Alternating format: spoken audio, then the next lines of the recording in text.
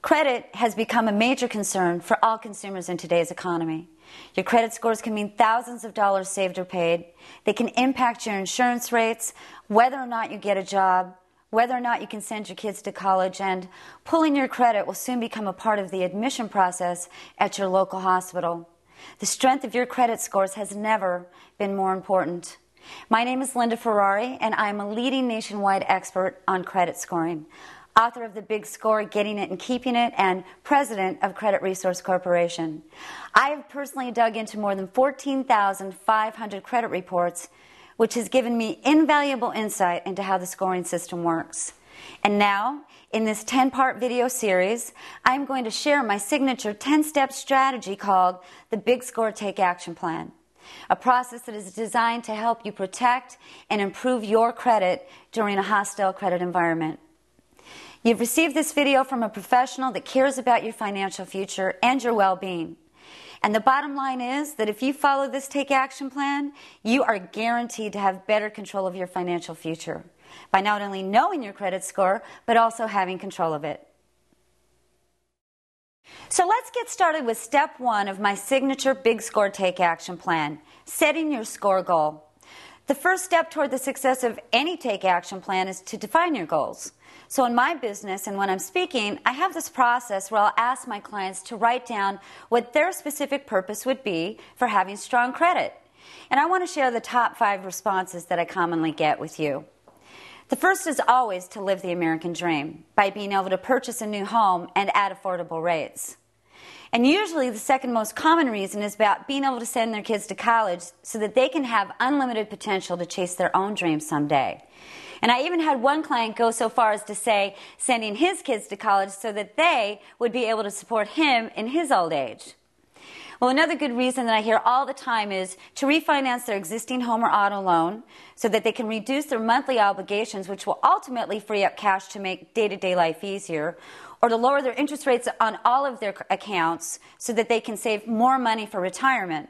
But my favorite reason to have strong credit scores is to be in a position of financial freedom at all times, being able to walk into any mortgage lender, any auto dealer or bank, and never having to worry about being denied credit.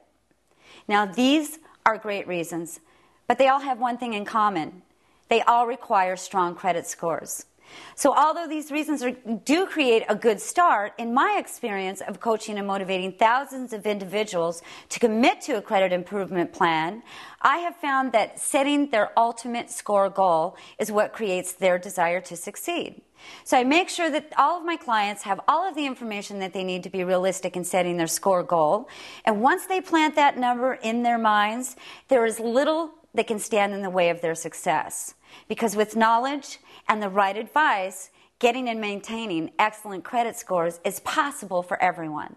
So let's talk about score basics so that you have the information that you need to set your ultimate score goal. Many people believe that there is only one credit score, but this is not the case.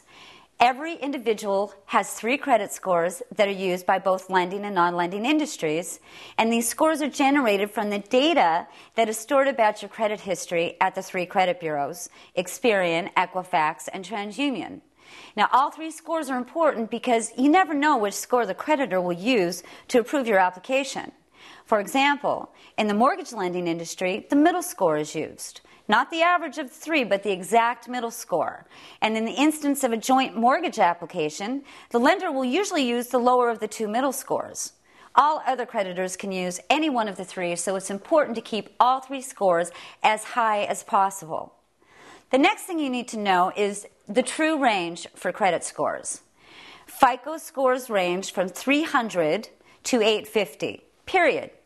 And I emphasize FICO because although there are other scoring models out there with different score ranges, some that go up to 900 and some that go as low as 200, FICO is the scoring model that is used by 90% of the lenders and creditors in this country. And 300 to 850 is the score range that you should use to set your score goal. Now, the higher the score, the better, and there is no single cutoff score used by all lenders.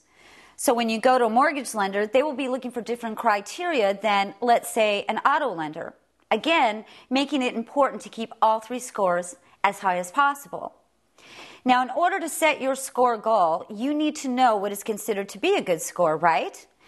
Well, not too long ago, a credit score of 680 was considered to be a great credit score. But today, excellent credit comes with a credit score of 720 to 740 or better. And I'm going to speculate that the bar for excellent credit will continue to be raised. So this Take Action plan may have come at the perfect time for many of you. Per Fair Isaac's consumer website, myfico.com, the difference of how much more it would cost today for a 30-year fixed $300,000 home loan for someone with a 620 credit score versus someone with a 720 credit score could mean $135,000 in additional interest. And that's not all. Fannie Mae has recently implemented a new fee called loan level price adjustment to offset the amount of the money lost to lenders due to homeowners defaulting on their payments. So now, any credit score below 720 is subject to this fee, and what that means for someone with a 620 credit score is a $10,000 upfront one-time fee, in addition to the normal closing costs versus someone with a 720 credit score who will not have to pay any additional fees at all. Now, if you apply this concept of savings with higher credit scores to all of your accounts, including credit cards and auto loans, just think of how much money you would save every month or over the next 5 years by improving your credit scores. So under current economic conditions, your goal score should be nothing less than a 740 to 750. And for some, I know that number will seem impossible, but I'm here to tell you that although it may take some time, it is completely possible and well worth a commitment. Also, being realistic about the amount of time it will take to reach your goal will help.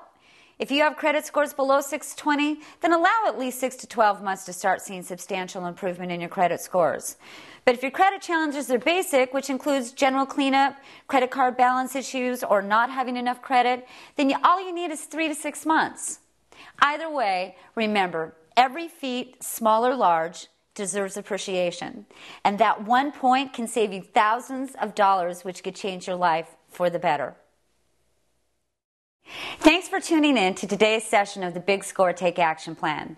Remember, the professional who sent this video to you is someone who is committed to not only helping you find that perfect home or qualify for mortgage financing, but is also committed to your overall financial health.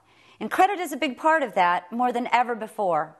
So if you like this information, call and say thanks, and we encourage you to share it with your family and friends.